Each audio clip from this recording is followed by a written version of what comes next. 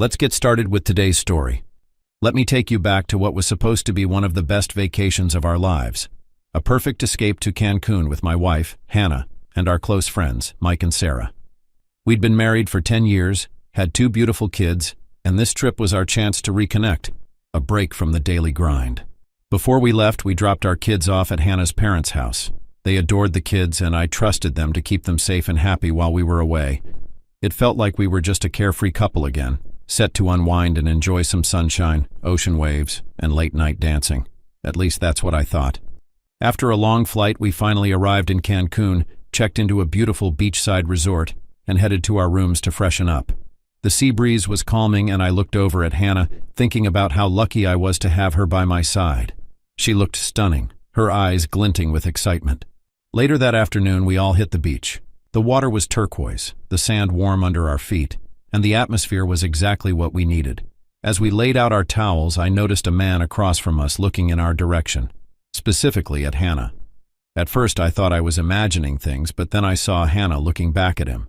There was something different in her expression, a spark of interest, like she was indulging the attention. "Hey, babe," I nudged her. "Should we get some drinks?" She smiled and nodded. "Actually, I'll go grab them. You guys stay here, I don't mind." "All right," I said, settling back down and chatting with Mike. A few minutes later, I looked over at the bar and saw the guy who'd been eyeing Hannah earlier had made his way over there. Hannah was talking to him, her body language relaxed, maybe even inviting. She was smiling, looking up at him as if they were old friends. I felt a wave of unease but tried to shake it off. When she came back with the drinks, I couldn't hold back my curiosity. "So who was that guy you were talking to?" I asked, trying to keep my tone light. "Oh, him?" she said with a casual shrug. "His name's Ryan. He's been to Cancun a bunch of times. So he was just recommending a few spots for us to check out. Nothing serious." I nodded, but something about her tone sounded off. I brushed it aside. Maybe I was reading into things too much. But the thought lingered, buzzing around in the back of my mind. Later that evening, we were all set to go out for a nice dinner and then hit a bar afterward, planning to stay all night long right into the early morning hours, just like we used to do when we were younger. An hour before we were about to go out, I saw Hannah start massaging her forehead. "Ugh, my head," she muttered. "Are you okay?" I asked, watching her with concern. I was excited for a night out but didn't want her to push herself if she wasn't feeling well. She sighed, leaning against the bathroom counter. "I think it's the jet lag, or maybe all that sun today. I've got a terrible headache," she said, pressing her fingers to her temples. "I don't think I'll be able to join you guys tonight." "Oh, all right," I replied, disappointed but understanding. "We can stay in if you need to rest. It's no big deal." She shook her head, managing a small smile. "No, really. Go on without me. I don't want to ruin your night, and I'd feel worse if you missed out because of me. I'll be fine after a good rest. You go and have a good time with Mike and Sarah. I'll catch up with you all tomorrow." After dinner, we were about to head to a bar, but I noticed a splash of sauce on my shirt, probably from that messy taco I'd devoured earlier. "I can't go to the bar looking like this," I chuckled, glancing at Mike and Sarah. "I'll run back to the room to change real quick and check on Hannah, see if she needs anything. I'll catch up with you there."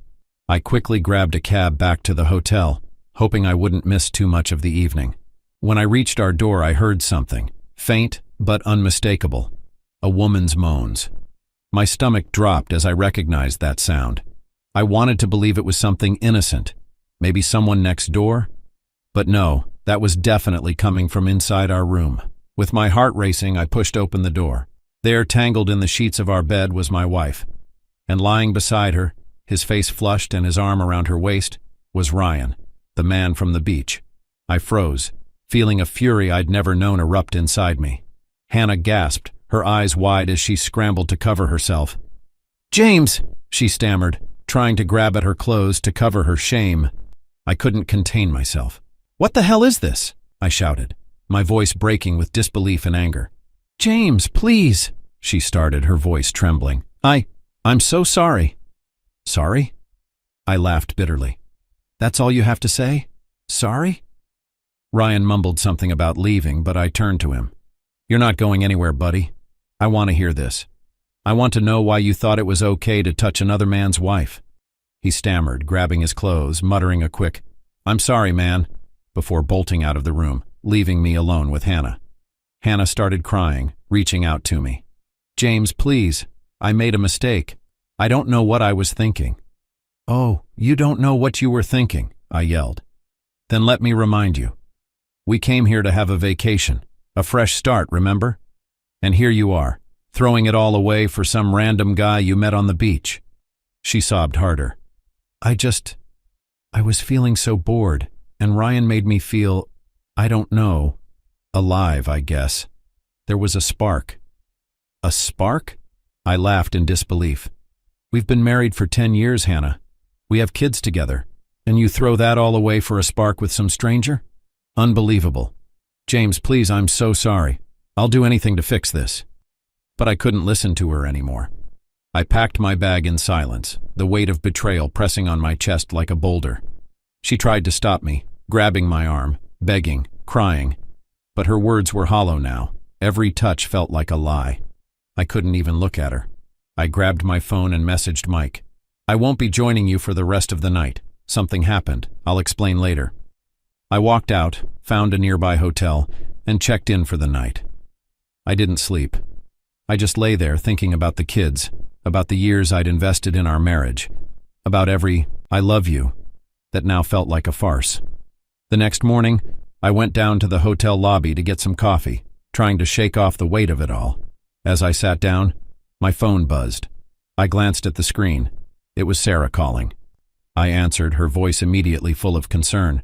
"James, we saw Hannah this morning. She was a mess, asking where you were. What happened?" I sighed, debating how much to say, but they were my friends. They deserved the truth. She cheated, Sarah, with that guy from the beach." Sarah gasped. "Oh my God, I can't believe this." Neither could I. Later that day, Hannah finally found me. Probably Sarah had told her where I was. She looked terrible. Her face swollen from crying, hair disheveled, desperation written all over her. But as she stood there, pleading, I felt nothing but emptiness. "James," she whispered, reaching for my hand. "Please don't end us like this. I love you. I don't know what came over me. I was selfish and stupid." I pulled my hand away. "Hannah, you betrayed me, and you betrayed our kids. This isn't something I can just get over." "But can't we work through this?" she pleaded. "I don't want to lose you." "It's already over, Hannah. I'm filing for divorce the minute I get back, and I'm going to fight for custody of the kids. I'll also tell your parents what you did." Her face went pale, and for a moment, she looked genuinely terrified. She knew exactly what that meant. Her parents were strict, traditional, and they held family values above everything else. They'd raised her with strong beliefs about loyalty and commitment, and for years, they'd treated me like a son. I'd always respected them, and in turn, they'd trusted me as a father to their grandchildren. The moment they found out, I knew they'd be furious and deeply embarrassed, not just for her, but for their family. This would shatter them, especially coming from their own daughter. I could see the realization sink into Hannah's expression, the understanding that she was about to lose not only her marriage but the respect of her family, too. "James, no, please, you can't tell my parents. They'll hate me. They'll never understand," she said. "Oh, they'll understand all right," I said coldly. "They'll understand exactly what kind of person their daughter is. You know how much I appreciate and respect your parents. They've always treated me like a son, and they deserve to know the truth." She burst into fresh tears, her face twisted with shame and regret. But I didn't feel an ounce of pity. I just wanted to get back home, away from her, away from the lies and betrayal. When I returned home, I told her parents everything. Just as I expected, they were devastated, furious, and embarrassed by her actions.